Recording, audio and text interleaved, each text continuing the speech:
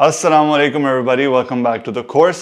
आज से हम अपना चौथा मॉड्यूल स्टार्ट कर रहे हैं और इस मॉड्यूल के अंदर हम बेसिकली बातें करेंगे पैसे कमाने की और किस तरीके से बेहतर तरीकों से आप पैसे कमा सकते हैं और किस तरीके से अपने कंटेंट को और अपने ओवरऑल यूट्यूब चैनल को और सोशल मीडिया प्लेटफॉर्म्स को मैनेज कर सकते हैं ऐसे कि वो आपके स्पॉन्सरशिप्स और आपकी एड्स और इन सारी चीज़ों के हिसाब से बिल्कुल ऑप्टिमाइज रहे। सो आज का जो लेसन है उसके अंदर हम बात करेंगे एड फ्रेंडली कंटेंट की। अब देखें, कंटेंट तो लोग हज़ारों किस्म का बनाते हैं, हज़ारों किस्म के लोग, हज़ारों किस्म का कंटेंट। बट पहले भी मैं इस बारे में बात कर चुका हूं कि जब भी आप कंटेंट बनाने जा रहे हो तो यूट्यूब की कुछ गाइडलाइंस हैं जिसके हिसाब से वो बेसिकली देखता है कि कौन सा यूट्यूबर किस तरीके के कंटेंट बना रहा है। अब एड्स की जहां तक की बात है, बहुत सारे लोग एड्स के बारे में नहीं जानते, तो मैं आपको जरा जल्दी से पहले बता देता हूं कि यूट्यूब के ऊपर एड्स चलते कैसे हैं। बेसिकली होता यह है कि जब भी आप वीडियो बनाने जा रहे होते हैं या वीडियो बनाते हैं तो उसके बाद वो आपको, अगर आप मोनेटाइज्ड हैं तो YouTube बेसिकली आपसे पूछता है कि आपको किस तरीके के एड्स चाहिए। कुछ एड्स ऐसे होते हैं जो वीडियो से पहले चलते हैं, कुछ एड्स ऐसे होते हैं जो वीडियो के बीच में चलते हैं, कुछ एड्स ऐसे होते हैं जो नीचे बैनर टाइप का आ रहा होता है, कुछ एड्स ऐसे होते हैं जो स्किप नहीं हो सकते। तो YouTube आपको मुख्तलिफ किस्म के एड्स दिखाता है। अब ये जो भी एड्स चलते हैं ये आपके कंटेंट और आपके रीजन के हिसाब से होते हैं, यानी कि पाकिस्तानी कंपनीज पाकिस्तान के यूट्यूब के ऊपर जो एड्स चला रही हैं वो पाकिस्तान की वीडियोस पर ही नजर आएंगे अनलेस उन्होंने अपने वो एड्स पाकिस्तान से बाहर भी चलाए हों। तो बेसिकली होता यह है कि हर मुल्क के हिसाब से वहां की इंडस्ट्री के एड्स उनकी वीडियोस के ऊपर चलते हैं। और आपने नोट किया होगा कि अगर आप बाहर के भी किसी यूट्यूबर की वीडियो देख रहे हैं तो उस पर अक्सर करीम का एड आ रहा होता है या लोकल ब्रांड्स के एड्स आ रहे होते हैं।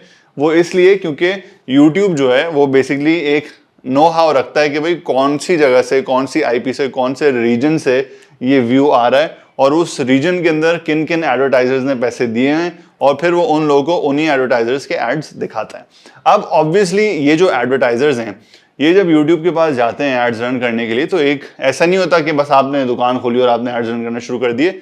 एक प्रॉपर डिस्कशन होती है कि कौन सी टाइप की वीडियोस पे एड्स चलने चाहिए, कौन सी बेहतर है, कौन सी नहीं है। और यूट्यूब ने भी रिसेंट ईयर्स के अंदर बहुत सख्ती करी है इस चीज़ के ऊपर और उसकी भी मैं आपको थोड़ी देर में वजह बताता हूँ कि अच्छी टाइप की वीडियोस पे ही एड्स चलने चाहिए। यूट्यूब चाहता है कि आप उनकी पॉलिसीज को फॉलो करें ताकि वो आपको ज़्यादा से ज़्यादा एड्स दे सकें। और अगर आप यूट्यूब की पॉलिसीज को फॉलो नहीं करते, यानी अगर आप टेररिज्म की बातें कर रहे हैं या एंटी रिलीजन बातें कर रहे हैं या हेट स्पीच कर रहे हैं या वायलेंस को प्रमोट कर रहे हैं या किसी भी ऐसे सेंटिमेंट के बारे में बात कर रहे हैं जिस सेंटिमेंट को यूट्यूब अपनी नज़र में बहुत हाई रखता है, उसके खिलाफ अगर आप बात कर रहे हैं तो यूट्यूब खड़ाक से या तो आपको डिमोनेटाइज कर देगा या आपकी वीडियोस के ऊपर कम से कम एड चलाएगा। और यूट्यूब इस चीज़ की पावर और कंट्रोल रखता है।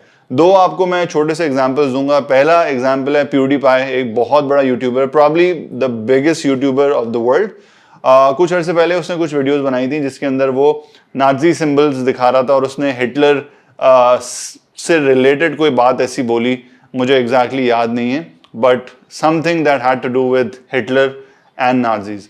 अब उस वीडियो के ऊपर किसी ऐसी कंपनी का ऐड चला जो कि अपने आप को बहुत ज़्यादा जस्ट और बहुत ज़्यादा फेयर समझती है और किसी ने वो स्क्रीनशॉट लेके ट्विटर के ऊपर लगा दिए कि भाई ये इस तरीके की बातें कर रहा है, ये कंटेंट बना रहा है जिस कंटेंट के अंदर हेट स्पीच है और उसके ऊपर ये इस कंपनी का ऐड यूट्यूब रन कर रहा है। अब उसके अंदर उस कंपनी का कोई कसूर नहीं था क्योंकि उस कंपनी ने नहीं बोला था कि भाई इस वीडियो के ऊपर मेरा ऐड चलाना, बट ऑब्वियसली वो यूट्यूब के ऊपर सारी रिस्पॉन्सिबिलिटी आई तो यूट्यूब ने PewDiePie की मोनेटाइजेशन बंद कर दी। इसी तरीके से एक और यूट्यूबर है लोगन पॉल जो कि काफ़ी ज़्यादा जो मशहूर है गलत रीजंस की वजह से।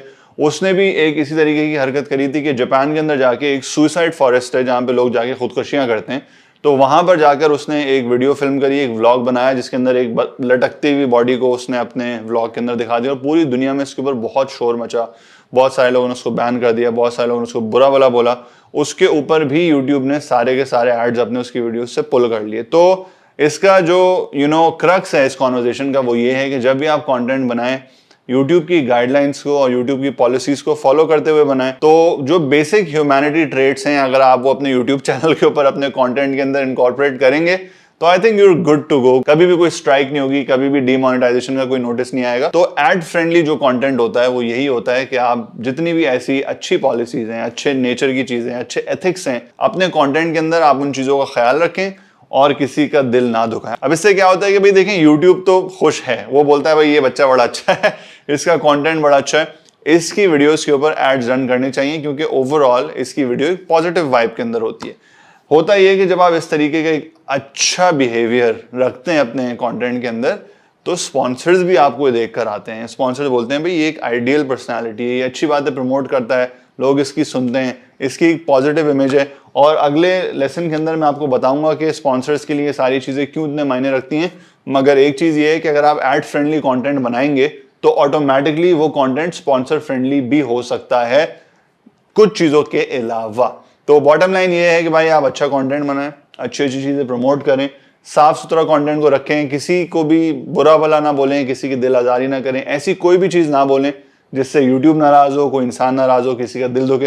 And as long as you do that, आपकी वीडियो एकदम मोनेटाइज रहेंगे।